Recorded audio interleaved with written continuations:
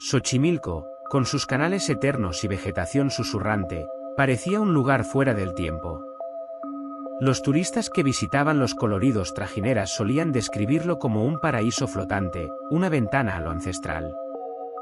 Pero había rincones donde el sol no tocaba igual, donde el agua era más oscura, más densa, como si ocultara secretos bajo su superficie turbia. Mateo no creía en esas cosas. Periodista de 35 años, criado en la Ciudad de México, acostumbrado al concreto y al escepticismo, había recorrido redacciones y callejones por igual buscando historias que vendieran. Su especialidad, notas virales sobre lugares malditos, leyendas urbanas y crímenes sin resolver.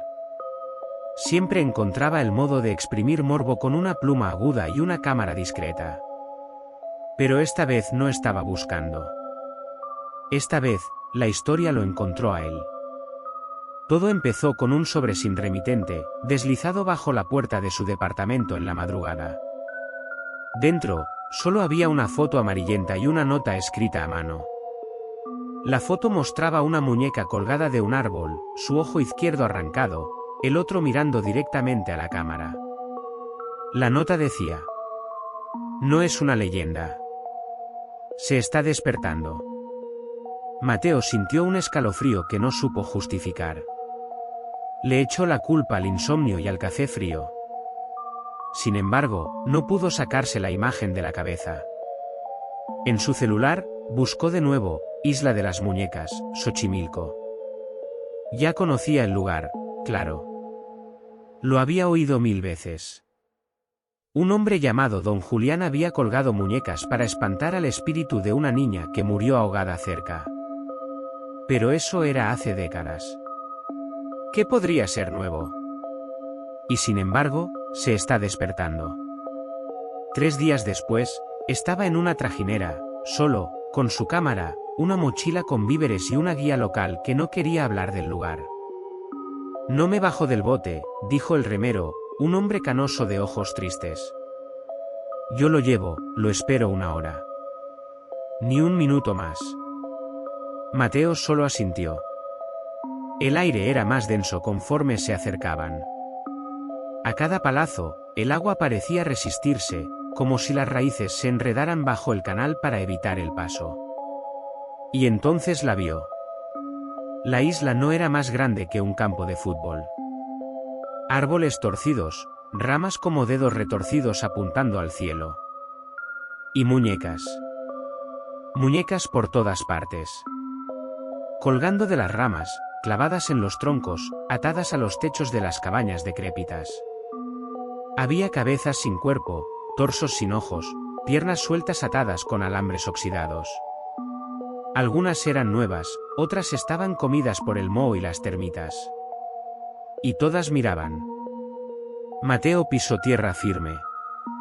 El bote se alejó, prometiendo volver en 1 hora. 1 hora. Al poner el pie en la isla, Mateo sintió que el mundo cambió de frecuencia. El zumbido del viento entre los árboles era más profundo, más grave. Como si la naturaleza hablara en un idioma antiguo que solo los muertos podían entender. Caminó despacio, la cámara colgada del cuello. Grababa sin mirar. No quería revisar aún lo que capturaba. Cada paso sobre la tierra húmeda se sentía como una profanación. Las muñecas estaban por todas partes, algunas colgaban de sogas, otras parecían enterradas hasta la cintura como si hubieran intentado escapar. Pero lo que lo hizo detenerse no fue una muñeca, sino una voz. "No deberías estar aquí". Mateo se dio la vuelta bruscamente. No había nadie. Solo árboles, musgo, y el crujido de ramas que el viento no movía. Pensó en su cordura. En la posibilidad de sugestionarse. Había leído sobre el efecto isla, un fenómeno psicológico donde el aislamiento y el silencio provocaban alucinaciones. Pero esto era diferente. La voz no venía de dentro. La había escuchado. Estaba allí. Se adentró en una pequeña cabaña de madera semiderruida. La puerta crujió como una garganta reseca. Dentro, el olor a humedad era insoportable. Pero lo que más destacaba era una especie de altar, una mesa cubierta con fotografías antiguas, veladoras consumidas y pequeñas notas manuscritas. Las fotos mostraban a niñas. Muchas. Todas en blanco y negro. Algunas sonreían, otras no, y al centro, una foto distinta, una niña sumergida hasta el cuello en agua negra. Su rostro era pálido y sus ojos vacíos.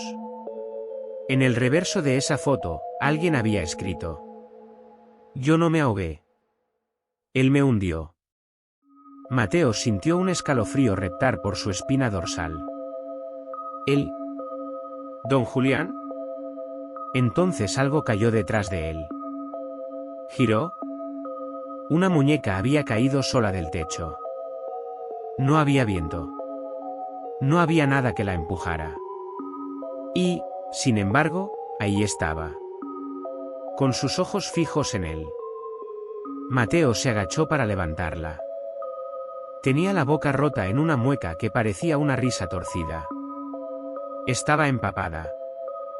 Como si hubiera salido del agua. Entonces, la cámara, que colgaba aún de su cuello, se encendió sola.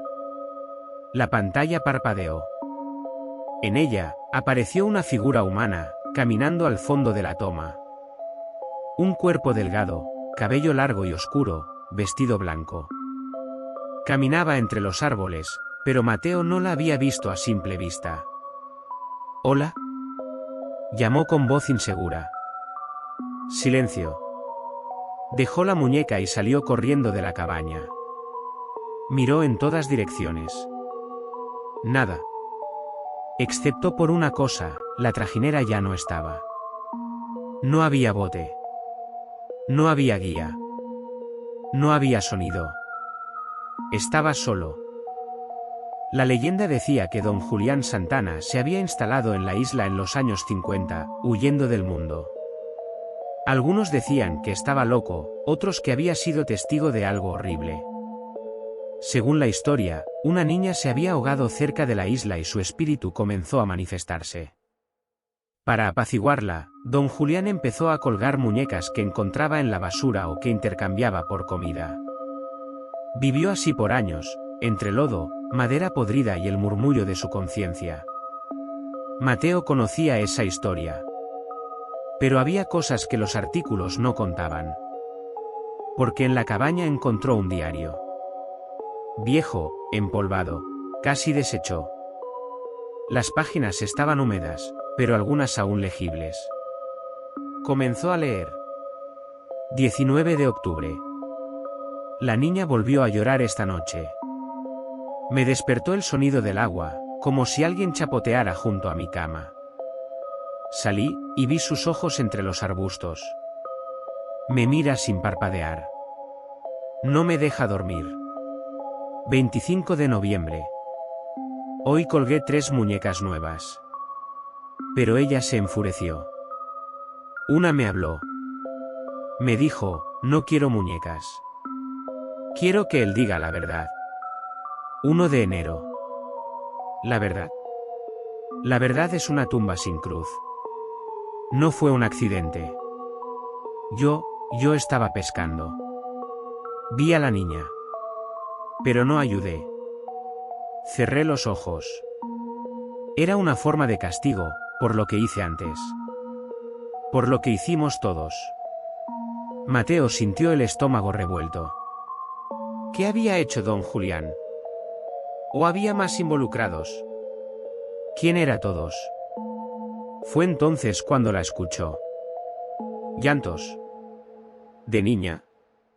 No llanto histérico. Era un sollozo contenido, rítmico, como si alguien llorara desde dentro del agua. Mateo siguió el sonido hasta la parte trasera de la isla, donde las raíces formaban una especie de cueva natural sobre el canal. Se agachó. Apuntó con la linterna del celular. Y la vio. Una muñeca bajo el agua. Pero moviéndose. No flotaba. No estaba inmóvil. Caminaba bajo el agua. Se frotó los ojos. Parpadeó. No podía ser. Pero entonces emergió. No era una muñeca. Era una niña.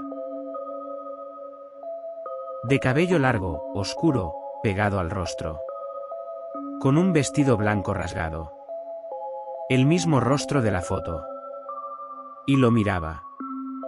No con furia, sino con tristeza. Mateo retrocedió. Tropezó. Cayó de espaldas. Cerró los ojos.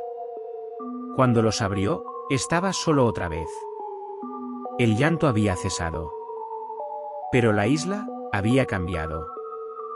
Mateo se levantó lentamente, el barro empapando su ropa. Sus manos temblaban. El aire olía diferente, más denso, más rancio. Como si el tiempo hubiera avanzado en otra dirección mientras estuvo en el suelo. Volvió sobre sus pasos, pero algo era distinto. Las muñecas ya no estaban en los mismos lugares. Algunas que antes colgaban de los árboles ahora yacían en el suelo, otras parecían haber cambiado de posición. Una tenía un brazo levantado, señalando hacia el norte de la isla. Mateo no era supersticioso, pero estaba lejos de ser estúpido. Sabía que algo estaba ocurriendo. Algo que desafiaba la lógica. Y sin embargo, seguía avanzando. Llegó a un rincón que no había notado antes, un pequeño muelle podrido, medio oculto entre los juncos. Allí, una barca abandonada. Sobre ella, tallada en la madera, la frase: solo el ahogado conoce la historia completa. Se agachó y tocó el agua. Estaba helada. Y oscura. De pronto, escuchó algo, pasos. Lentos. Chapoteantes. ¿Quién anda ahí? Nada. Volvió a mirar hacia el muelle, y ahí estaba la niña. Otra vez. Esta vez, más cerca. Su vestido colgaba como una segunda piel. Su piel, translúcida. Bajo ella, algo se movía. Como si tuviera raíces en lugar de venas. Sus ojos, completamente negros, reflejaban el mundo invertido. No dijo nada. Solo levantó un brazo y señaló hacia el agua. Mateo supo lo que pedía. No pensó. No lo razonó. Solo obedeció. Se quitó la mochila. Apagó la cámara. Respiró hondo, y se zambulló. El agua lo envolvió como un útero maldito. El mundo se volvió espeso, borroso. Pero bajo la superficie, algo lo guiaba. No nadaba, descendía, como si algo lo jalara hacia abajo sin esfuerzo. No había presión en sus oídos. No había miedo. Solo una necesidad extraña de seguir. Y en el fondo, vio las cruces. Había al menos una docena. Todas clavadas en el lecho fangoso. Algunas tenían nombres tallados, otras no. Junto a ellas, flotaban muñecas rotas. Pero también, huesos. Manos pequeñas. Fémures minúsculos. Cráneos infantiles. Niñas. La verdad golpeó a Mateo como un puñetazo en el estómago, no era una sola niña. No había sido un accidente. La isla era un cementerio.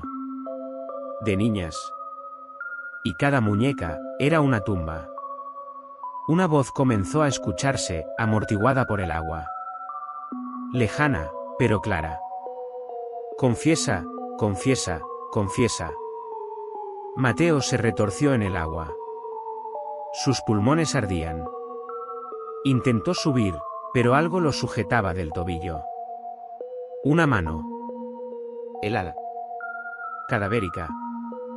La niña lo miraba desde el fondo, y sus labios se movían bajo el agua. Diles lo que hiciste. Un burbujeo envolvió su cabeza y todo se volvió negro. Despertó en la cabaña, empapado, cubierto de lodo y algas. Afuera, ya era de noche. Tosió, escupió agua. Estaba vivo. Pero algo había cambiado. Había una marca en su brazo, una pequeña quemadura en forma de círculo. Parecía un sello. No le dolía, pero ardía como un recuerdo maldito. Salió tambaleándose. La isla estaba en silencio absoluto. Ni viento, ni ranas, ni insectos. Solo las muñecas, mirándolo. Y entonces, el bote volvió. El mismo remero. Mismo rostro. Pero esta vez, no dijo una palabra. Solo extendió la mano, y Mateo subió.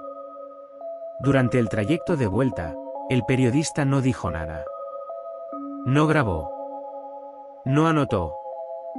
Solo cuando la trajinera atracó, el remero se volvió por primera vez y lo miró a los ojos. La isla lo elige, joven. No al revés. Mateo bajó sin responder. Pasaron semanas. Mateo no podía dormir. No comía. Soñaba con la niña cada noche. Escuchaba risas bajo el piso de su departamento. Las muñecas aparecían en lugares donde no las había dejado. Y la marca de su brazo se hacía más nítida. Comenzó a investigar. Hurgó en registros antiguos, archivos policiales, iglesias olvidadas. Lo que descubrió fue peor de lo que imaginaba. Entre 1950 y 1968, hubo al menos 14 desapariciones de niñas en Xochimilco. Nunca resueltas. Todas vivían en comunidades marginales. Muchas eran hijas de trabajadoras de los canales. Nunca se les buscó demasiado. La policía atribuía las desapariciones a ahogamientos accidentales o huida voluntaria. Don Julián había estado allí todo ese tiempo. Pero no era el único. Encontró una carta de 1962, firmada por un sacerdote, donde hablaba de ritos antiguos en las islas, sacrificios de agua para proteger la cosecha, y el uso de muñecas como contenedores del alma. Mateo lo entendió entonces, la isla no era un lugar. Era una prisión. Y don Julián había sido el carcelero. Ahora él tenía la llave. Una noche, Mateo encendió la cámara y habló. Por primera vez, no como periodista, sino como testigo. Contó todo. La isla. La niña. Los huesos.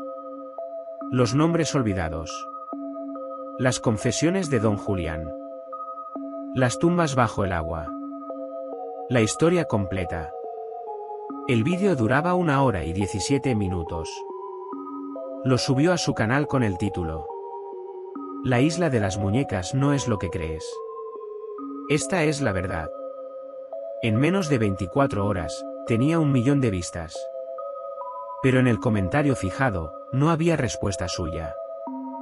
Solo un texto. Gracias por recordar. Ahora todos sabrán. Firmado, R. Mateo no conocía a nadie con ese nombre. Al día siguiente, el vídeo desapareció. Eliminado. El canal, borrado. Su computadora, bloqueada. Su correo, inaccesible. Y las muñecas, estaban en su cama. Mateo desapareció una semana después. Su departamento fue encontrado vacío. Sin signos de violencia. La única pista, una muñeca colgada del ventilador del techo, con una nota cosida en el pecho que decía: Yo también estoy bajo el agua. Pero algunos dicen que lo han visto. No en la ciudad, sino en los canales. Sentado en una trajinera sin nombre, con una cámara colgada del cuello, flotando en círculos cerca de la isla prohibida. Y si escuchas bien por la noche, cuando el agua se queda quieta, puedes oír las muñecas reír.